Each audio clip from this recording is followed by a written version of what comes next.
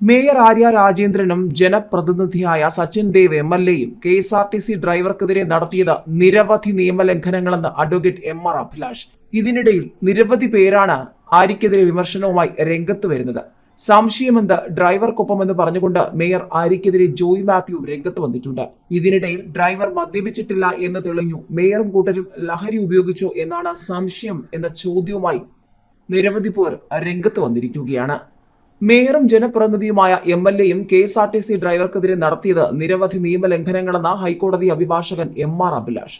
വളരെ ഉത്തരവാദിത്വമുള്ള ചുമതലകൾ ഏറ്റിരിക്കുന്ന മേയറും മേയറുടെ ഭർത്താവ് കൂടിയായ ജനപ്രതിനിധിയായ MLA-യും ഈ രണ്ടുപേരും അവരുടെ താല്പര്യങ്ങൾക്ക് വിരുദ്ധമായിട്ടുള്ള ഒരു കാര്യത്തോട് ഇതുപോലെ പൊതുവേദിയിൽ പൊതുജനങ്ങൾക്ക് അസൗകര്യം ഉണ്ടാക്കിക്കൊണ്ട് പ്രതികരിക്കാമോ എന്ന കാര്യം പരിശോധിക്കേണ്ടതുണ്ടെന്നാണ് അഡ്വക്കേറ്റ് MR അഭിലാഷ് പ്രതികരിച്ചത്.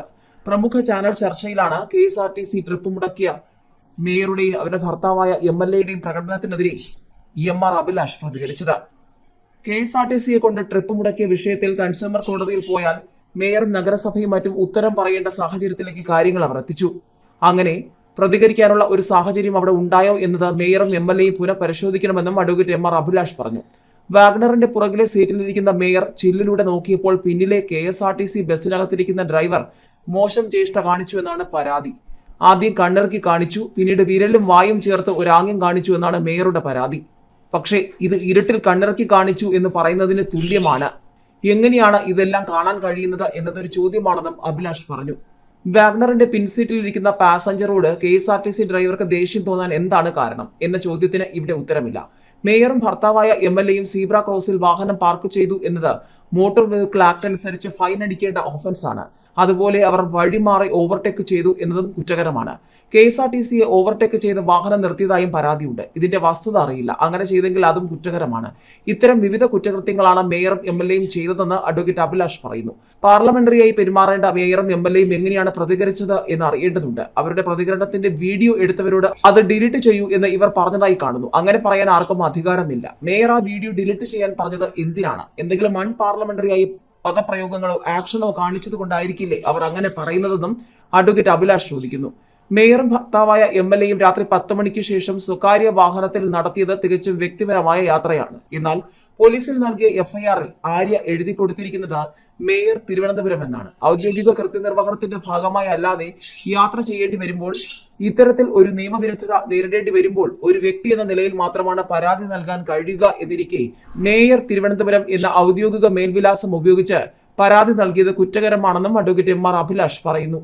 ഇതിനിടെ ആര്യ രാജേന്ദ്രൻ KSRTC ബസ് തടഞ്ഞുവെന്ന വിവാദത്തിൽ മേയറെ വിമർശിച്ച് നടനും സംവിധായകരുമായ ജോയ് മാത്യു രംഗത്ത് വന്നു. സംശയമെന്ത് KSRTC ഡ്രൈവർക്കൊപ്പം തന്നെ എന്ന അടിക്കുറിപ്പോടെ സംഭവത്തിന്റെ CCTV ദൃശ്യം ജോയ് മാത്യു പങ്കുവച്ചു. വിഷയത്തിൽ ജോയ് മാത്യുവിന്റെ നിലപാടിനെ വിമർശിച്ചും അനുകൂലിച്ചും നിരവധി പേർ രംഗത്തെത്തി.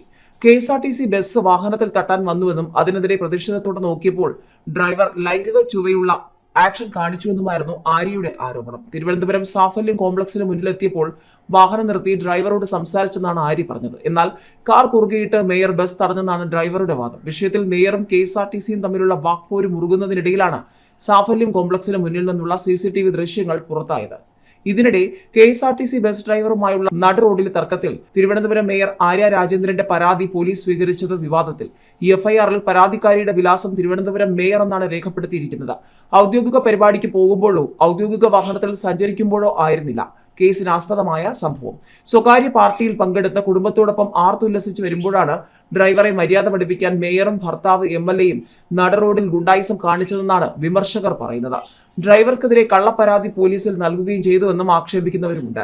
തികച്ചും സ്വകാര്യമായ സംഭവത്തിൽ വ്യക്തിപരമായ പരാതി നൽകുമ്പോൾ മേയർ എന്ന പദവി നൽകുന്നത് നിയമവിരുദ്ധമാണ്.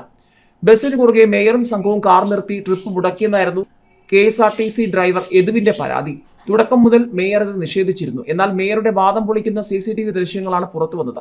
പാളയം സാഫല്യം കോംപ്ലക്സിന് മുന്നിൽ ട്രാഫിക് സിഗ്നലിൽ മേയർ സഞ്ചരിച്ച കാർ ബസ്സിന് കുറുകെ ഇട്ടിരിക്കുന്നത് ദൃശ്യങ്ങളിൽ വ്യക്തമാണ്. ഡ്രൈവർ ലൈംഗിക ചേഷ്ട കാണിച്ചതിനൊപ്പം ലഹരി പദാർത്ഥം ഉപയോഗിച്ചെന്ന പരാതി കൂടി മേയർ ഉന്നയിക്കുന്നുണ്ട്. പക്ഷേ തർക്കത്തിന് പിന്നാലെ നടത്തിയ മെഡിക്കൽ പരിശോധനയിൽ ഇത് കണ്ടെത്താനായിട്ടില്ലെന്നാണ് പോലീസ് പറയുന്നത്. ശനിയാഴ്ച രാത്രി നടന്ന തർക്കത്തിൽ ഡ്രൈവറുടെ പരാതി പൂർണ്ണമായും തള്ളി കന്റോൺമെന്റ് പോലീസ് മേയർക്കൊപ്പമായിരുന്നു. മേയറുടെ പരാതിക്ക് കൗണ്ടർ പരാതിയാണ് ഡ്രൈവറുടേതെന്നാണ് പോലീസിന്റെ വാദം. വാഹനം കുറുകെ ഇട്ടിട്ടില്ലെന്ന് വിശദീകരിച്ച പോലീസും CCTV ദൃശ്യങ്ങൾ വന്നതോടെ വെട്ടിലായി. താൻ ആദ്യം പരാതി കൊടുത്തിട്ടും പോലീസ് കേസ് എടുത്തില്ലെന്നാണ് ഡ്രൈവർ എതു പറയുന്നത്.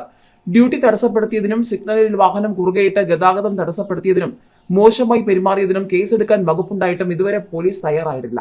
തൃശൂർ തിരുവനന്തപുരം റൂട്ടിൽ ബുക്കിംഗ് എടുത്ത് ഓടുന്ന ബസ്സാണ് മേയറും സംഘവും തടഞ്ഞത്. ബസ്സിൽ യാത്ര ചെയ്തവരുടെ ഫോൺ നമ്പർ KSRTCയുടെ കയ്യിലുണ്ട്.